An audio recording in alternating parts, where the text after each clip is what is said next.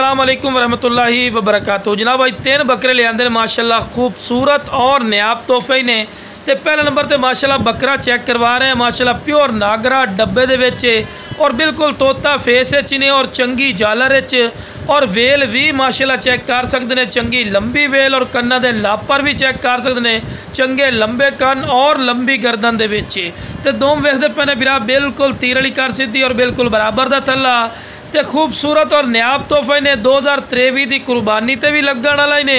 अगर बकरियां वास्ते अच्छी पलाई कर सो तो फिर भी ज़बरदस्त माशाल्लाह चीज़ है। उम्र बिरा इन्हां दी 6-6 महीने, लेकिन माशाल्लाह हाइट का इस तरह लग रहा जिमें 9 तो 10 महीने वाला बकरा हो। लेकिन बिरा गलत बयानी नहीं करनी, जितनी है कि ये एज है पई उतनी ही तुहानू दसनी है।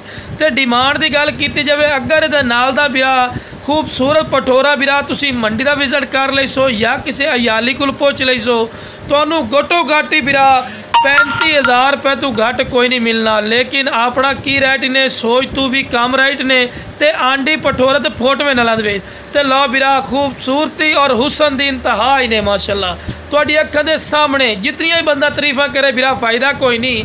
तो उम्र भी 5 तो 6 महीने, तोता फेस चंगी जालर ने और डबल हड्डी और बिल्कुल ढीली चमड़ी दे विच ते कन्ना दे लापर भी चेक कर सकते हैं। चंगे लंबे कन और खीरा पठोरा ही ने, कोई दुंदा चौगा नहीं ते आंडी पठोरा, कोई खस्सी पठोरा नहीं।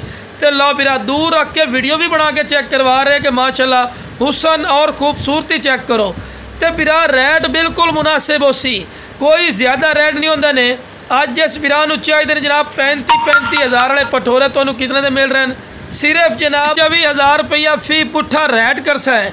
लेकिन ये भी नहीं कि 24,000 फिक्स होगी या बाटा रेट हो गया जी स्टाम्प लग गई फिक्स हो गया, नहीं बिरा फिर भी प्यार मुहब्बत कर ली सा है। तो इस तो बाद एक होर बिरा कोई एक अद्धा पठोरा ले सी ओदा रेट अलहदा हो सी, कोई कम रेट दे विच हो सी, कोई ज़्यादा हो सी। लेकिन इकट्ठे तिने पठोरा जेड़ा बिरा ले सी सोच तो भी कम राइट ते लो बिरा टोर फिर के भी खा रहे हैं कि माशाल्लाह सेहतमंद और माशाल्लाह एक्टिव ने। अगर ये दो कोई अलहदा ले सी रेट ज़्यादा उसने, लेकिन जेड़ा बिरा इंशाल्लाह कॉल कर सी फिर भी मुहब्बत कर सा नहीं कि फिक्स हो गया। तो लो जब आखिरी नंबर पर आ गया ही ने। यदी उम्र जी बिरा 5 महीने कन्फर्म ही ने।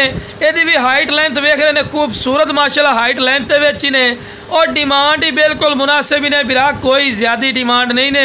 2023 की कुर्बानी वास्ते ही माशाल्लाह ज़बरदस्त ही ने। और अगर तुसी ब्रीडिंग क्वालिटी वास्ते रखना चाहते हैं फिर भी ज़बरदस्त है। तो जिस बिरा नूं चाहिए जनाब स्क्रीन पर नंबर चल